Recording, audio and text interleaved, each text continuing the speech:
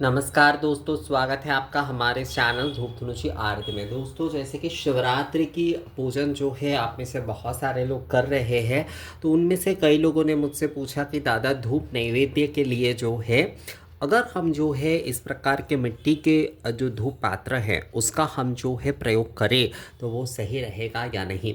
हाँ, कर ही सकते हैं, उसमें कोई समस्या नहीं है। पर अगर आप चारों प्रहर की पूजा कर रहे हैं और चारों प्रहर में अगर जो है आप जो है मिट्टी के पात्र में ही धूप नैवेद्य दे रहे हैं तो एक बात का ध्यान रखिएगा, हर बार जो है आपको अलग अलग धूप पात्र ही देना पड़ेगा। हर बार आपको अलग अलग धूप पात्र ही देना पड़ेगा, क्योंकि मिट्टी के जो पात्र होते हैं वो एक ही बार प्रयोग किए जाते हैं, वो एक ही बार प्रयोग किए जाएंगे।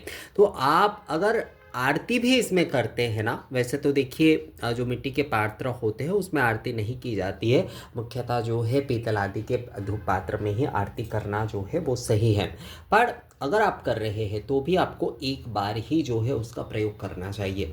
बार बार आप जो है मिट्टी के धूप पात्र नहीं इस्तेमाल कर सकते। अर्थात जो है एक अगर आप मिट्टी के धूप पात्र जो है एक बार प्रज्वलित करते, मतलब धूप नैवेद्य मान लीजिए, अब इसमें जो है प्रथम प्रहर की पूजा में, शिवरात्रि के प्रथम प्रहर की पूजा में आपने जो है इसमें धूप नैवेद्य प्रदान की है बाबा को, तो आपको जो दूसरे प्रहर की जो पूजा है, जो द्वितीय प्रहर की जो पूजा है, उसमें आपको ये वाले नहीं बल्कि दूसरे जो मिट्टी के पात्र है वही आपको प्रयोग करना होगा, नया वाला।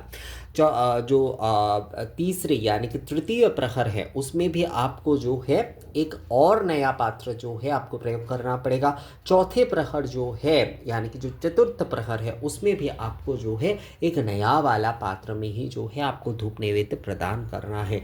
धूप नैवेद्य कभी भी जो है आपको एक ही पात्र में आप नहीं दे सकते। मतलब इस एक पात्र में आप जो है प्रथम प्रहर में भी दे रहे हैं, आप दूसरे प्रहर में भी दे रहे हैं, तीसरे में, चौथे में नहीं चलेगा। वो जो है आपको हर बार जो है एक नए पात्र में ही जो है धूप नैवेद्य निवेदन करना पड़ेगा।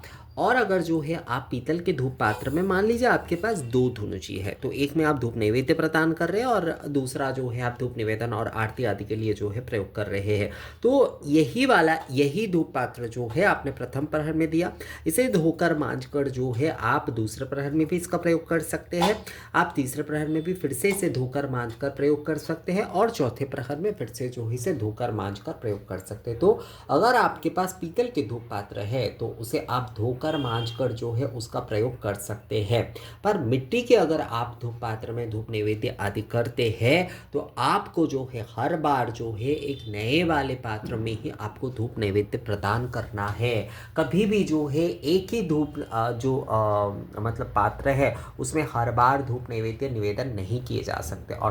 अर्थात जो है आपने जो है जो पहली बार जिस पात्र में आपने जो है धूप नैवेद्य निवेदन किए हैं, आपको वही धूप पात्र जो है दूसरी बार आपको प्रयोग नहीं करना है, ना ही तीसरे बार करना है, ना ही चौथे बार करना है। हर बार के लिए एक अलग धूप पात्र जो है आपको लेना पड़ेगा धूप नैवेद्य प्रदान करने के लिए। तो मेरे हिसाब से तो देखिए, अगर आप जो है एक पीतल का आप धूप पात्र अगर आप ले लेते हैं और वो आप धोकर मांझ कर जो है चार प्रहर में अलग अलग बार जो है हर बार जो है मतलब उसे मांझ धोकर जो है उसमें धूप नैवेद्य प्रदान कर सकते। पर मिट्टी के अगर लेते तो हर बार आपको नया ही लेना होगा।